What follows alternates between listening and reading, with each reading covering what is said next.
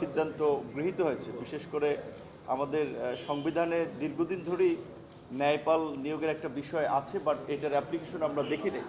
আশা করি এই সংস্কার কমিশনের প্রস্তাবিত প্রক্রিয়ায় যদি ভবিষ্যতে ন্যায়পাল নিয়োগ হয় তাহলে এটা ফাংশন করবে। দুর্নীতি দমন কমিশন আমাদের একটি বিশেষায়িত প্রতিষ্ঠান, এইটাকে আরও শক্তিশালী করার জন্য এবং তার নিয়োগ প্রক্রিয়াকে স্বচ্ছ শক্তিশালী করার বিষয়েও আলাপ আলোচনা হয়েছে এবং মোটামুটি ঐক্যমতের ভিত্তিতেই সিদ্ধান্ত গৃহীত হতে যাচ্ছে।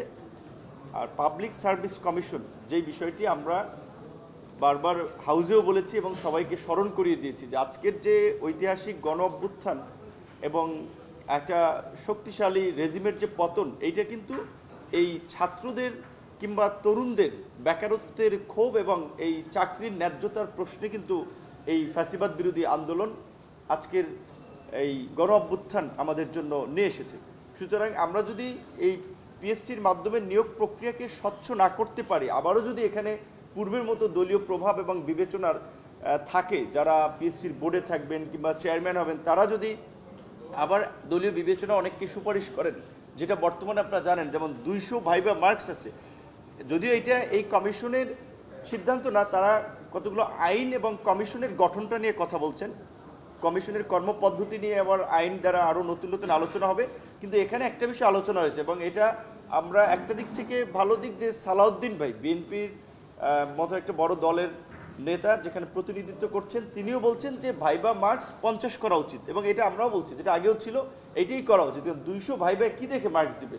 এটা তো মূলত দলীয় বিবেচনায় মার্কসগুলো দেওয়া হতো এবং লিখিত ভাইবা সব পরীক্ষার এবং পুরো প্রক্রিয়ার সমস্ত পদ্ধতিগুলো যেন একেবারেই স্বচ্ছ এবং পাবলিকলি প্রকাশ করা হয়।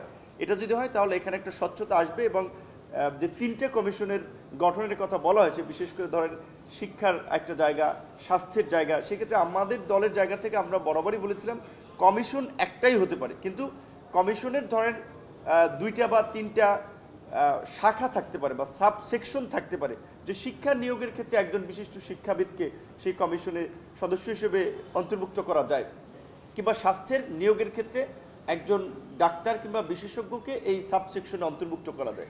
এই বিষয়টা আমাদের পজিশন। আর সবচেয়ে আলোচিত যে বিষয়, আমরা দীর্ঘদিন ধরে যেটা বলে আসছি, যে যদি সরকার ব্যবস্থার পদ্ধতির পরিবর্তন না হয় তাহলে এই রাষ্ট্র সংস্কার আলোচনা কিংবা ঐক্যমতের আলোচনা, এটা আমরা মনে করি অর্থবহ হবে না।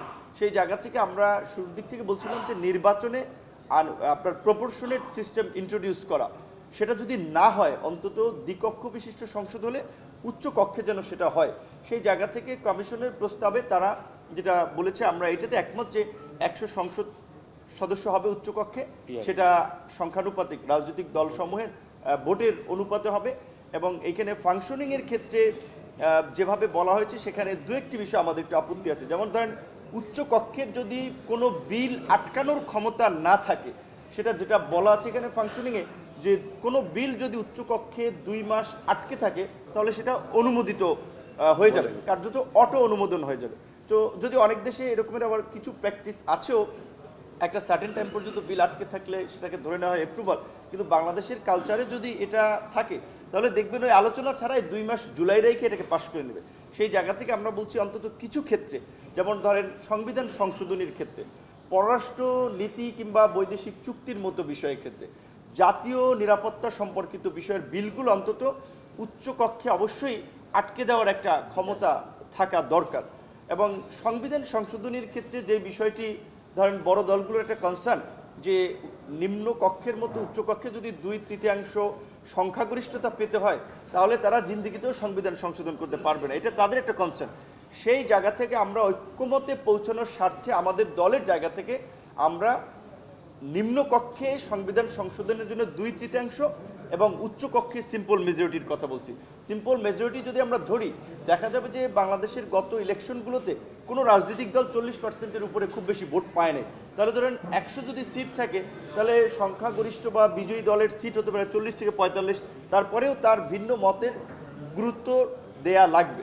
সেই জায়গা থেকে আমরা মনে করি ঐক্যমতে পৌঁছানোর স্বার্থে আমাদেরও যেটা পজিশন ছিল যে উচ্চকক্ষ নিম্নকক্ষ 2 জায়গায় সিম্পল মেজরিটিতে সংবিধান আপনার 2/3 সংবিধান সংশোধনী পাস, সেই জায়গায় আমরা উচ্চকক্ষের ক্ষেত্রে সিম্পল মেজরিটিতে একমত হয়েছি। আপনাদেরকে ধন্যবাদ।